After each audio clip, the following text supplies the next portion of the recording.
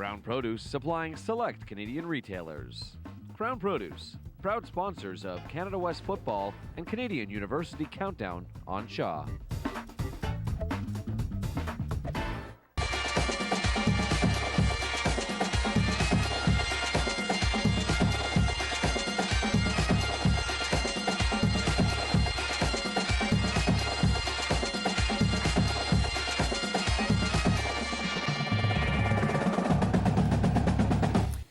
And welcome to another edition of Krown Canadian University Countdown. I'm Jim Mullin. Well, there were three conferences that wound up their regular season, the Canada West, the RSEQ, and the AUS. But it was the OUA that kicked it into playoff gear. So the big question right now is, which one of the guys is ready to handle the Big O? Big O? I'm pretty sure he was trying to do his Justin Bieber impression, you know, that heart thing he does? He is a Bieber fanatic. If you're trying to insult Oprah, though, you shut your mouth, Mullin. You got another thing coming. That's right. She'll come get you. Who else will come get you are the playoffs in Ontario, because they're underway right now. Of course, this playoff wrap is brought to you by Russell Athletic. Quarterfinals went down this weekend, and we'll begin in the lovely city of Kingston, which is known for a few things. It's the birthplace to Canada's biggest loudmouth, Donald S. Cherry, not myself. It houses one of the biggest prisons in Canada, and it's also the home of the Queen's Gales defense, which, next to Cherry, is the most painful thing one can encounter. Just ask those Laurier Golden Hawks. Pick this one up late in the first quarter. Laurier forced to punt, and boy, would they like to get this one back. Chris Patrician just blasts his way through the G-Hawks special teams, breaks a few would-be tackles, and let me assure you people, this is normal speed. That's a 94-yard return. Queens jumps out to an early lead, and they keep piling on those points. Right before the end of the first, Billy McPhee hits Gio Aprile, who makes his defender look silly, scampers in for the score, and the rout is on. Gales up 19 now, and Dylan Walmsley makes it 22 with his 40-yard boot. Fourth cue, McPhee on play action, fakes the handoff, and takes it in himself. Queens moves on to the Yates Cup semifinals, easily handling those G-Hawks. Queens star running back Ryan Granberg set out this one with an injury. His replacement, Jesse Andrews, did a fine job on the day, rushing for 135 yards on 22 carries. We head to the appropriately named TD Waterhouse Stadium in London, Ontario. Lots of water coming down. It was an ugly one in ONT Windsor. Western rookie QB Will Finch's first playoff appearance. Could he get his crew going early? No, actually. He went 3 and out. However, that's far better than Windsor's opening possession. Austin Kennedy sends some airmail to Pavel Kruba. Kruba then takes it 60 yards the other way. We've got a pick six and a Western lead just like that. The Great White Ninja Haru, as in Yannick, then gets Western a few more points with this little dive ahead. It's 13-3 Western. The floodgates are opening, and the equestrian program is loving it at Western. Speaking of horses, this guy had a huge day. Matt Uren takes his little dump pass 51 yards to the house. A few jukes, couple jives thrown into the mix, throws on the brakes too. Beautiful. Uren, again, just a few minutes later, takes the Finch pass for another major. The kid didn't want to break after this one either. He trots over to hold the extra point, laces out, no Finkel here. Beautiful! Windsor then lets frustration boil over. The late hit comes across, knocking Uren onto the pavement. He'd be okay, but the penalty moves Western into the red zone, where Finch fakes the handoff and hits, who else? Matt Uren. Touchdown number 3. It's 44-12 Western at the half. Third cue now, Austin Kennedy trying to get his Lancers going, and he hits a leaping Jordan Baskrachin, a nice grab, and Windsor finds itself down by 26. They had trimmed the lead to 9, but it just wasn't their time. The day belonged to this guy, Matt Uren, his 4th TD of the day, an absolute gorgeous diving grab too. Will Finch would pay the price, but it would be worth it. Western advances to the OUA semis. They win 56-35. Will Finch had a huge day, completing 20 of 29 passes for 334 yards, 4 touchdowns. The man catching all of those TDs, Matt Uren, a total of 166 yards through the air for him. That combo will need to stay sharp, as they have one heck of a test on the way this weekend with Kyle Quinlan and the Marauders. Great White Ninja, isn't that what we call Jim Mullin? So the semifinals for the Yates Cup are set. Western will be in tough travel into the Steel City to face the nation's #1 team in McMaster, while Queens heads to Guelph to clash with the Griffins. Yeah, it would be the final tune-up game of the year for the Saskatchewan Huskies, while it would just be the final game for many of the T-Birds' CIS careers, most notably 2011 Heck Creighton winner QB Billy Green. That's storyline number 1. Storyline number 2, Bryce McCall's hunt for legendary status. We head into a chilly October evening. There he is. Bryce McCall entered the tilt needing just one more pick to be the all-time CIS interception leader, though the man he would need to pick off is last week's CIS Offensive Player of the Week, Billy Green. First cue, Green comes out firing. Only problem, he was firing in the wrong direction. He hits Mitch Friesen right in the numbers. He takes it back 50 yards to the UBC 25. First and 10 Huskies, and Drew Burko meant to lapses one right into the midst of Ian Henderson. That would lead to UBC field goal. Next Husky possession, Burko breaks out the Jim Kelly no-huddle offense and hits Charlie Power on the outskirts. Power shakes a man and takes it all the way to the house. 10-3 Huskies, and the Husky faithful come alive even though they're freezing. Oh yeah, snow coming down in the stands, heat pumping on the sidelines. It got chilly in a hurry. It didn't hit Drew Burko too much though, as he finds Mitch Stevens. 53 yards later, we've got a touchdown. Stevens takes full advantage of the UBC bobble, puts on the brakes, turns on the juice. A beauty TD courtesy of the one they call Mitch Stevens. After another Sasky touchdown, Billy Green decides to get in on the act. He sails one through the goalpost for Patrick Bull. That's Bull's 4th TD grab this year. The Huskies would add another TD and would lead 31-10 heading into the juice break. Third cue, and Burko picks up where he left off. He airs this one out 35 yards to who else? Mitch Stevens. A great grab by number 9, leaving T-Bird Chris Adams clueless. Bryce McCall still looking for his record-breaking pick, and he comes somewhat close. Billy Green from 12 out hits Daniel English, the freshman, makes a sprawling over-the-shoulder grab with who else getting a close look? Mr. McCall. UBC just a little too late though. Already a 3-score game here, and Jarvis James, the new kid on the block, is hanging tough with this scamper. He goes 68 yards, takes it all the way to Foam Lake, a huge run, and that will be the final dagger in the UBC 2012 coffin. Your final from Saskatchewan, 52-24. Big Game Burko returns with a stellar performance, tossing for over 300 yards in 4 majors. Stevens hauls in 6 catches for 117 yards. Let's take a closer look at Billy Green. He closes out his legendary career, 2nd all-time in the Canada West in completions and 3rd in attempts and yards. However, he heads home early, no playoffs for the T-Birds. Manitoba, Calgary, a giant dinosaur leading the Dinos out on the field for this one. No wonder Calgary's so good this year. He can't be eligible to play, can he? Mully, you know? Anyway, early in the first cue, Bison's pivot Cam Clark gets picked by the all-name team member himself, Wyatt Getty. Getty gets his, rumbling the pick all the way to the house. Don't be fooled, people. That's not a celebration. That's a group hug. They're trying to stay warm. This man wasn't cold. Mercer Timmis scores this 5-yard rush. Get used to that name. Late in the second cue, and guess who? Timmis. That's his 5th touchdown of the half. Not kidding, folks. Calgary wins in what was more like a game of Madden football than reality.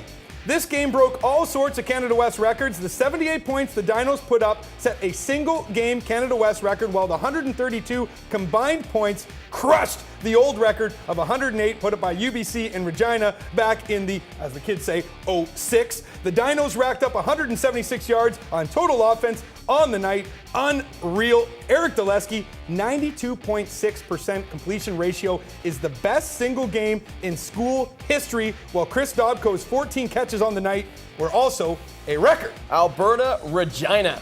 Those Golden Bears kept their winless season intact after getting shut out by Regina. Congratulations, guys. Mark Mueller returned to action for the Rams, but was pulled after taking a late hit early on. Frankie Gray stepped in for Mueller, connecting on 5 of 8 passes and 1 touchdown. Playoff matchups all set now in the CW. Calgary will host Manitoba in the 1 semi, while it will be the Battle of Saskatchewan in Regina between the Huskies and those Raging Rams. Head to Quebec now, where the Bishop Skaters' playoffs fate was sealed, as before kickoff, the team announced they were stripped of their win over Concordia back in Week 1 due to playing with an ineligible player. Now, despite the bad news, there was still a game to be played. All right, here's a good shot of Carrie Band's defensive lineman J.S. Blanc, who looks like Ryan warming up for his Sunday morning dance class. And 1, kick, Similar. kick. He's looking to knock the snot out of that man. Gators pivot. Jordan, Heather, can we say snot? I don't know, I just did it. Early on, Bishop's down 5-0. Heather strikes first. That is to say, the Heathers, plural, strike first. Jordan to his brother Nathan. Bishop's in the lead, but that lead, wouldn't last long, as Alexander Nadeau-Puce calls his own number and then takes it to the house. That put the visitors up 21-7. Third cue now, and Rotran, the man, Sene goes to work, rushing it up the gut for the major. Check out the replay. Sene makes his defender look like a bug on the windshield of a Mack truck. Oh, brother, you just got Sene! Fourth cue, and a little history gets made as Blanc sacks Heather. That's his 12th and a half sack of the year, which ties the CIS record for sacks in a season, which was broken by McMaster's Rob Diagler a few weeks back. Hughes with a big day in the air and on the ground, while Sene puts another stellar performance in. Despite the loss, Nathan Heather put in a good day's work. Bishops closes the door on a disappointing season. McGill, Sherbrooke. The final tune-up game for Sherbrooke as they get ready to take on Montreal in the postseason, while McGill gets ready for their first and, who are we kidding, probably last playoff game this weekend against Laval. Quarter number one, Jeremy Doyon-Rock nails Jean-Daniel Lacasse from 28 yards out. It's 7-0 for the Forest Green and Yellow Ones. Just over 5 minutes later, Rock hits Carl Gagnon and he kicks it into overdrive. He turns a whole lot of nothing into a whole lot of yardage. A 56-yard score. Sherbrooke goes up 14-blank. McGill not going down without a fight, though. Ryan Bondi hits Shaquille Johnson for 28 of his 176 yards on the day. That leads to this Sammy Rassi field goal, and the Redmen are on the board. Second cue, and Bondi goes back to work. This time he hits Louis Brulette, a nice diving reach from LB, and it's a one-score game. Second half now, and JDR and the Green go back to work. He hits Gabriel Goulet from 11 yards out. Love it when you call me Big Papa. That would be all she wrote for the Redmen. Sherbrooke takes the regular season finale 30-17. JDR put up 420 yards through the air, a great day. However, not quite enough for the CIS passing yards title. He fell just 2 yards shy of Windsor's Austin Kennedy with 2,637. You know that Austin Kennedy doesn't get enough recognition? He doesn't. He's one of the Kennedys. Not true. Not true. Laval Concordia. Not a whole lot to show you here, folks. Here you see Guillaume Rioux scoring an 8-yard major. That made it 17-0. The Rouge et Or would go on to top Concordia. Surprise, surprise. The Stingers' season has come to a close. Pascal Lechard with yet another big game on the ground, while Matthew Norzil strings together a big day in the air. I'll look at the Q playoff picture now, with Bishops having to forfeit its win over Concordia. That means McGill gets into the postseason for the first time in, well, a really long time. They have the daunting task of facing the Rouge et Or, while Sherbrooke heads to Montreal in the other semi. Please don't change the channel. What we're about to show you is not technical difficulties, it's AUS highlights, but we do ask that you bear with us nonetheless. Now, without further ado, let's start things out with the 3-5 St. Mary's Huskies taking on those underdog 2-6 St. FX. Here you see the second of Kevin Wuttrich's 2 majors on the day as the Huskies smack the X-Men by 46. They advance to the playoffs where they'll meet Mount Allison in the Loney Bowl semifinal. Jean Legault was the surprise starter behind center for St. Mary's. The second-year pivot completed 8 of 15 passes for 142 yards and a pair of TDs. Mount A closes out the year with a loss after they took it on the chin from the conference's top team. Kyle Graves comes just short of 300 yards passing on the day while firing 4 touchdowns. The playoff picture in the Atlantic is set. Acadia earns the bye into the Loney Bowl final. They will meet the winner between the Mounties and Huskies, which goes down this weekend at Huskies Stadium. All right, we got confirmation. Jim was not bad-mouthing Oprah. He seems like the kind of guy that might watch the Oprah Network, though. Yeah, and I'm pretty sure he's got a Justin Bieber poster up in his office, actually. I know it because I saw it. Wouldn't surprise me. Actually bought it for him. Well, there you go. A little weird. All right, now we'll throw things over to the guy who, like every other guy, wishes he was Stedman, Mr. Jim Mullin. Obviously, the big O stands for zero comedy with you two. When we return, Pro Profile. Krown Produce supplying select Canadian retailers. Krown Produce, proud sponsors of Canada West Football and Canadian University Countdown on Shaw.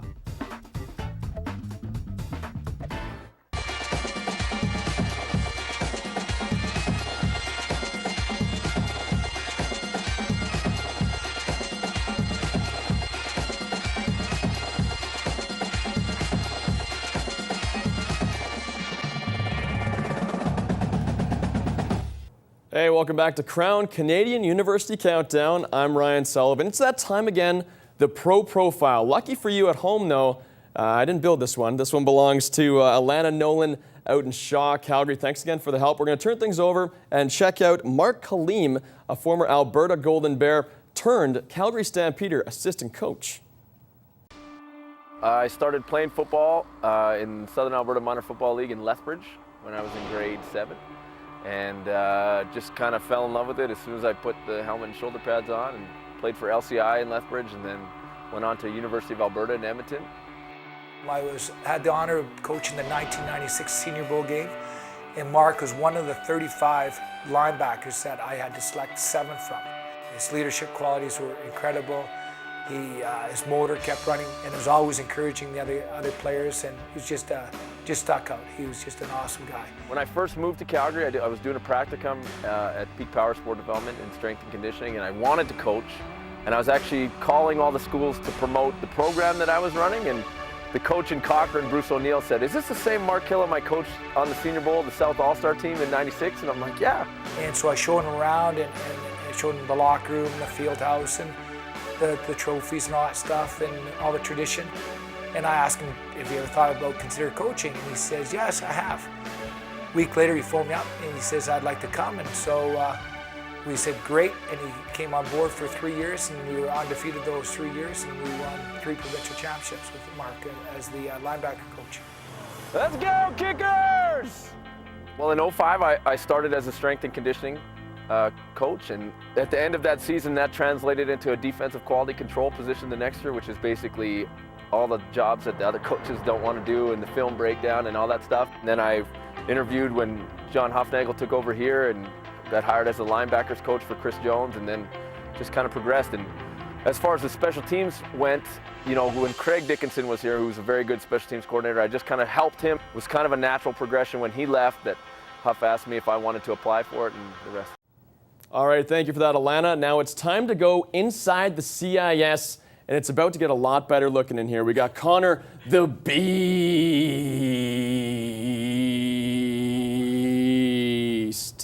Hammond. Conor, what do we got? Well, it's the most exciting time of the year, Ryan, the postseason. And I took the opportunity this week to give you 6 of my favorites who I think are poised and ready for a run this postseason.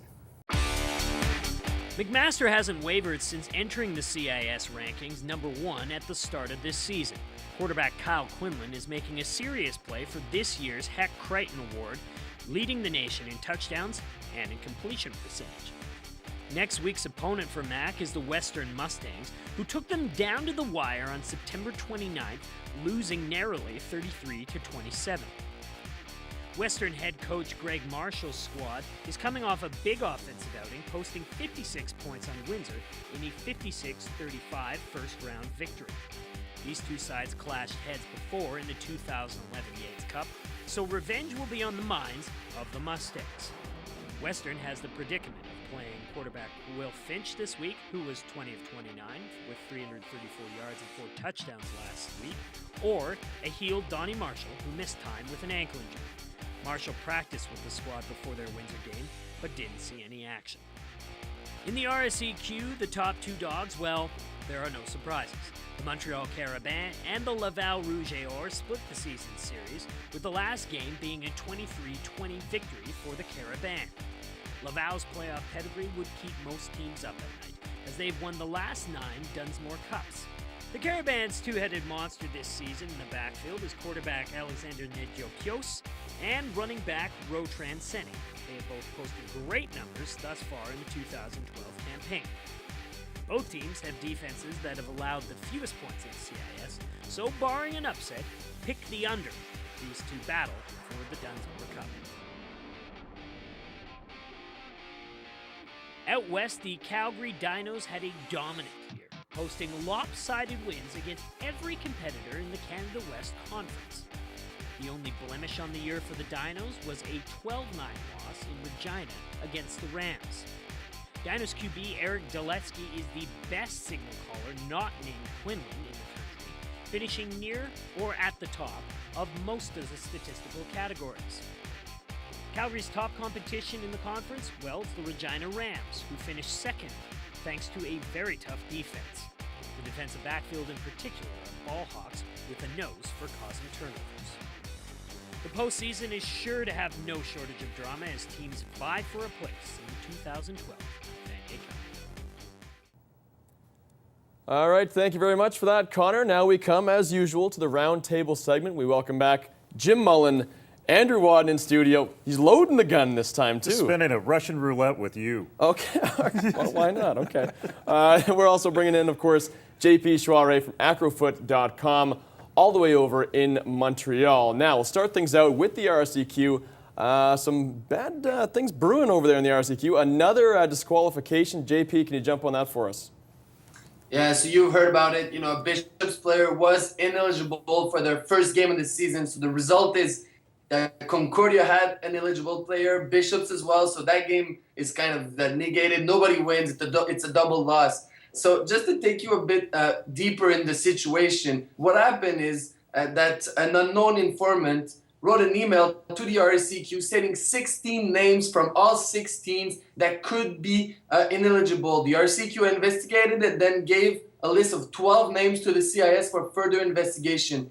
As of now, the case is closed. All 12 players have been investigated, and only one was in default, and that's the Bishops player. So there will be no further consequences for other teams. And I spoke with John Bauer from the RSEQ, and now, you know, the situation is really complicated because you have Quebec players that have either played CEGEP or haven't, that now play university. And there's a new rule, which is the 8-year window. That's 8 consecutive years from the moment you finish high school. But there's also the grandfather rule, which is 8 years total. So now you have players playing under the new rule, players now playing under the old rule, and you also have players from outside of Canada. So there's a lot of rules for teams to look at, and most especially for those English teams who have more outside of Canada players. And you're looking at Bishops, Concordia, the teams just don't have enough manpower, enough resources to just investigate on every player and making sure everyone's eligible. So they have to rely on what the players tell them. And now twice in the same season,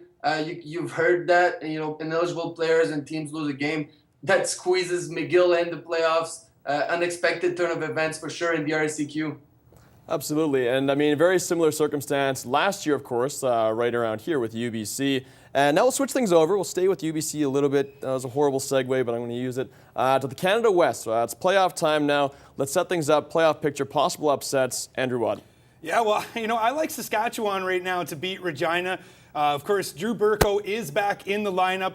Kit Hillis is there as well after sitting out last week. Mitch Stevens is always a threat. The running game is much more improved. Plus, they're going to go into a stadium that they're familiar with and going to have familiar surroundings and going to have some of their own fans there. I really like Saskatchewan in that game. I'm not going to tell you 100% to go to your bookie and place down, you know, a 20 or so on them. But right now, I like the Huskies, and I think they could take out the Rams in what, you know, some might say might not really be possibly a pure upset. But nonetheless, I think the Rams are favored. All right, I like it. Let's go over the RSEQ. JP, your thoughts? Well, you know, Laval's going to run over McGill, no doubt about it. You know, McGill, an improved team this season, but they're nowhere close to the caliber of Laval. But the other one is an interesting matchup. Montreal is the favorite. They've beaten the Variant twice this season. But as we all know, it's hard to beat the same teams 3 times in the same season. So now the Variant looks solid. They have a good defense. They're first in takeaways, first in defensive touchdowns. They're good against the run, but it's going to come down to the offense. Can the Variant offense run the football and take some pressure off of Jeremy Rock? Because when he's had to do it all against the Carabins, they just haven't won that way. All right, very nice. Now I'm going to take on the OUA. Then I'm going to send things over to you, Jim, with the deadly AUS conference. You don't know who's going to come out of there a winner. So hard to predict the AUS. Up for grabs, absolutely. But the OUA, we got Western, we got McMaster coming up this weekend. This is going to be a tremendous game, I think. Western looks very poised. They got a young kid at the helm right now in Will Finch.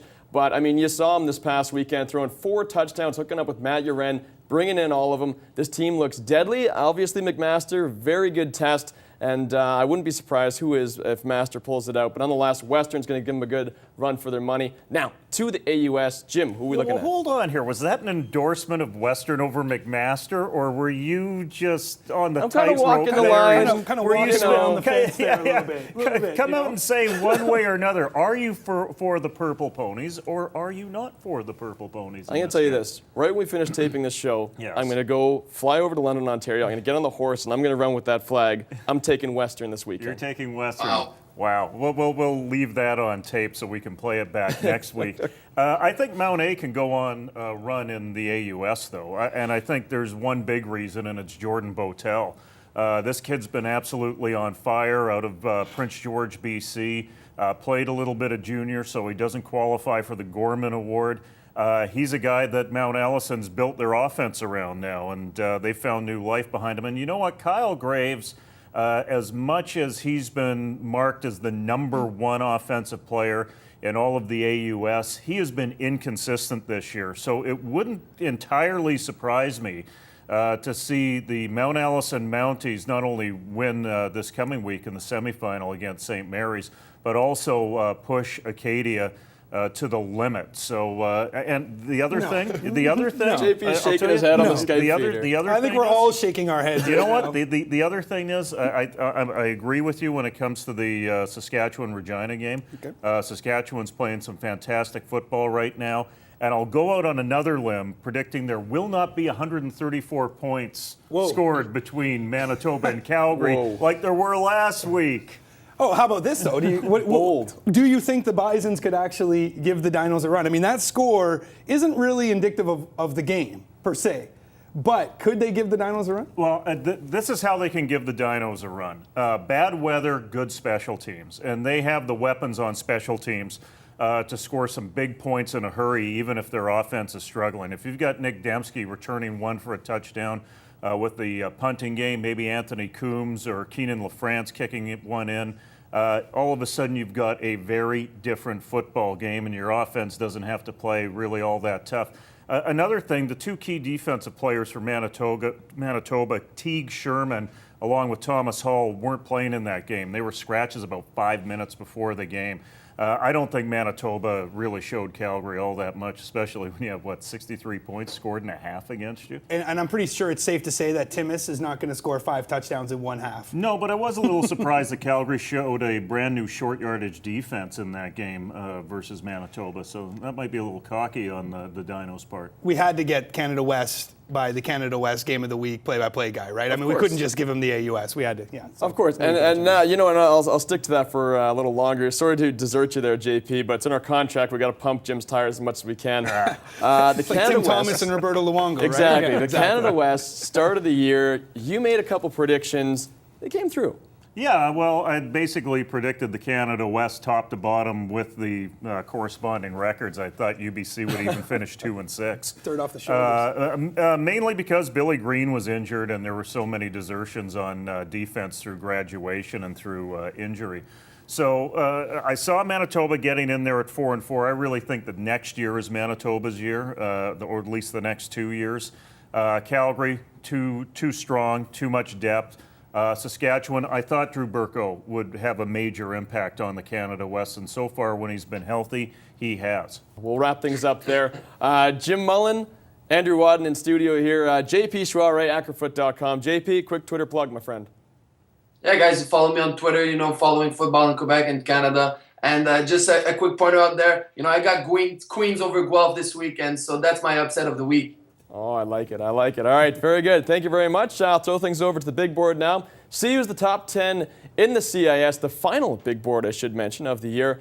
And, that's a shocker. McMaster at the very top. Didn't see that one coming. All right, we'll wrap things up now. From all of us here in studio, thank you very much for joining us. Thanks to the cast and crew as well. They do a tremendous job. You can find us on Facebook.com/CISOnShaw, Twitter.com/CIS Countdown. And of course, you can find us now. Go to donate.bccancerfoundation.com/CIS show and support a great cause. It's the Andrew Wadden, Ryan Sullivan mustache. We are going for the Andrew Buchholz look. Exactly. We're hoping to get a soup strainer as fine as our boy Andrew. We don't want to set the bar too high. It is a little high. That's a pretty good strainer. But keep in mind, it is for a good cause. Absolutely.